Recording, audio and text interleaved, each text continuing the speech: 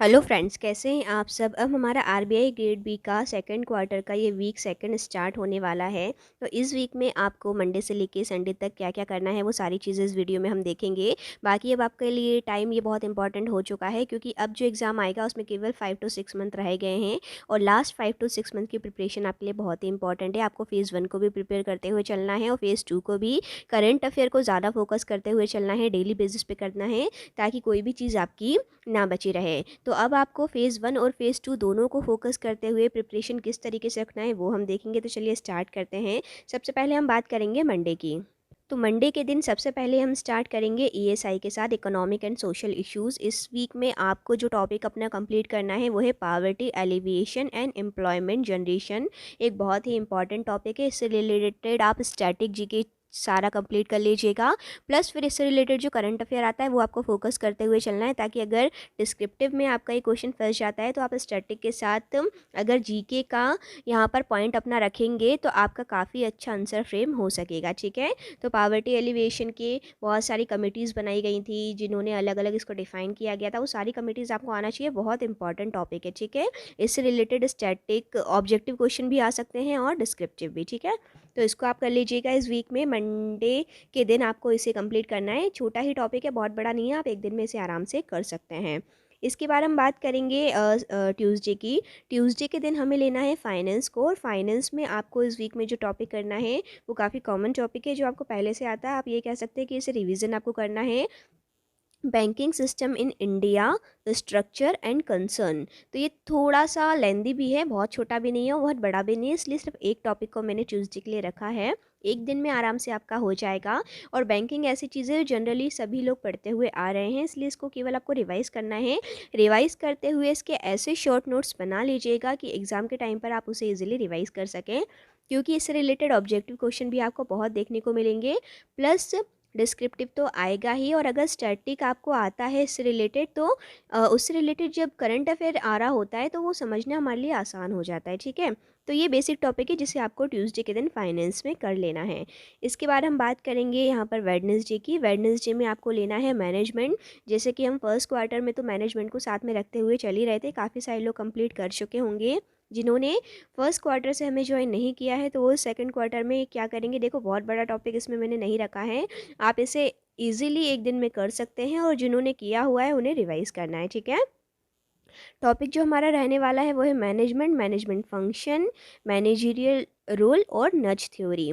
इतनी चीज़ों को आप अच्छे से कर लीजिएगा। इससे रिलेटेड मैनेजमेंट फंक्शन जो है अपने आप में एक बहुत बड़ा पार्ट है। ठीक है। तो आप पहले आज बेसिक चीज़ें कर लीजिए, फिर धीरे धीरे जैसे सारी चीज़ें आती जाएंगी उसे कंप्लीट करते चलिएगा।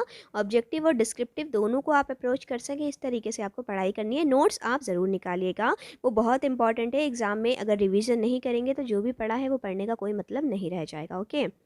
वेडनेसडे को आप ये मैनेजमेंट में कर लीजिएगा। इसके बाद फिर क्या करना है, थर्सडे के दिन क्यूआरई मेन टॉपिक रहेगा। क्यूआरई क्यूआरई को हमने मेन फोकस किया था पूरा फर्स्ट क्वार्टर में अपने, और अभी आपको क्या करना है, केवल उन चीज़ों को रिवाइज करते हुए चलना है। तो मेन तो आप क्या करिए, एक प्री का मॉक टेस्ट का रखिए अपना। ठीक है, कि आपको एक घंटे का कोई भी टेस्ट देना है, उसमें आपका क्यूआरई तीनों चीज़ें कवर हो जाएंगी। जब आप उस टेस्ट को देंगे तो उसमें देखिएगा कि कौन सा क्वेश्चन आप नहीं बना पा रहे हैं, उससे रिलेटेड फिर उस टॉपिक के बारे में और रिसर्च करिएगा। लेकिन आपको लगता है कि आप मॉक टेस्ट में से पर्टिकुलर नहीं निकाल पा रहे हैं, क्या पढ़ना चाहिए क्या नहीं पढ़ना चाहिए, तो मॉक टेस्ट देने के बाद फिर आपको क्या करना है कि ये जैसे कि हमने फर्स्ट क्वार्टर में अपनी प्रिपरेशन करवाई थी उन्हीं को मैं रिवीजन के तौर पे सारे टॉपिक्स अब डे बाय डे वीकली रखती जा रही हूँ। ठीक है। तो ये करने के बाद अगर आपको टाइम मिला उसके बाद आप एक नज़र मारिएगा एसआई और सीआई के जो भी रूल्स होते हैं उस पर। डायरेक्शन एंड डिस्टेंस को रीजनिंग में, ये मैथ्स के लिए हो जाएगा, ये इंग्लिश के रीजनिंग के लिए हो जाएगा, और टेंस आपका हो जाएगा इंग्लिश के लिए। तो ये आपका क्वांट, रीजनिंग एंड इंग्लिश तीनों चीज़ें हो जाएंगी थोड़ी थोड़ी। ठीक है। मॉक टेस्ट और ये, इनमें से जो आपको अच्छा लगता है वो आपको करना है। बट हाँ, ऐसा करना है कि थर्सडे के दिन आपका क्यूआरई अच्छे से रिवाइज हो सके। ओके। ये करने के बाद फिर आपको फ्राइडे के दिन क्या करना है, पर्टिकुलर इंग्लिश को आप लेकर चलिए, क्योंकि डिस्क्रिप्टिव पर प्रैक्टिस होना अब आपके लिए बहुत ज़रूरी है। मेंस में यानी कि फेज़ 2 में पूरा एक पेपर रहेगा जो सिर्फ इंग्लिश का रहेगा। इंग्लिश पे यदि आप अच्छी कमांड कर लेंगे तो आपके चांसेस ज़्यादा हो जाते हैं सिलेक्शन के। ठीक है। तो आपको करना क्या है, एक आरबीआई की वेबसाइट को विजिट करने की आदत डालिए। आरबीआई की वेबसाइट को विजिट करके उसमें जो भी करंट अफेयर है, जो भी कंटेंट है उसे पढ़िएगा। फिर उससे रिलेटेड कुछ भी लिखने का ट्राई करिएगा जिससे आपको ग्रामरली पे फिर चेक करना है। ओके। तो ये आपको करना है ताकि आपकी इंग्लिश अच्छी हो सके। 2 चीज़ें हो जाएँगी फ्राइडे के दिन आपकी। एक तो आरबीआई की वेबसाइट आपकी कवर हो जाएगी, इंग्लिश में आप पूरा कंटेंट पढ़ के उसे लिखने का ट्राई करेंगे तो आपकी राइटिंग भी अच्छी हो जाएगी। दोनों चीज़ें आपकी हो जाएँगी। इसलिए पर्टिकुलर फ्राइडे के दिन हमने एक ही चीज़ को रखा है और ऐसी चीज़ को रखा है जो बहुत इंपॉर्टेंट है। आरबीआई वेबसाइट में से बहुत क्वेश्चन आते हैं और प्लस अपना राइटिंग प्रैक्टिस भी आपकी हो जाएगी, जो कि मेंस का एक बहुत इंपॉर्टेंट पार्ट है। इसलिए पूरा एक दिन हमें केवल इस चीज़ को देना है, ठीक है? फ्राइडे के दिन इतना करने के बाद आपको सैटरडे के दिन क्या करना है, अब मेन फोकस हमारा रहेगा करंट अफेयर पे।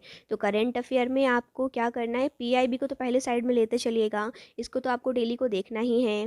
पीआईबी के जो भी इंपॉर्टेंट चीज़ें हैं वो देखिए, चाहे आप पर्टिकुलर वेबसाइट पर जाकर देखिए या फिर जिसका चैनल आपको अच्छा लगता हो उसके चैनल पे जाके देखिए, या आप कहीं वेबसाइट पे से पढ़िए, बट पढ़िए, ठीक है। पीआईबी तो मोस्ट इंपॉर्टेंट आपको रखना ही है। प्लस आपको क्या करना है, बहुत सारे सोर्सेज अवेलेबल है जो बहुत अच्छा पढ़ाते हैं, मैं उन सब के नाम आपको यहाँ बता रही हूँ। आप उनमें से किसी भी 2 का सिलेक्शन कर लीजिए और उन 2 में से जो आपको अच्छा लगता है उन दोनों को आप करिए। और हाँ, उसके बाद ज़्यादा किसी को मत पढ़िए, किसी भी 2 को चूज़ करने के बाद आप उसी का कंटेंट बार-बार रिवाइज़ करिए। जैसे कि आप अगर वेबसाइट की बात करें तो अफेयर क्लाउड और जीके टुडे, ये दोनों ही बहुत अच्छी हैं, कोई भी एक चीज़ आप चुन लीजिए।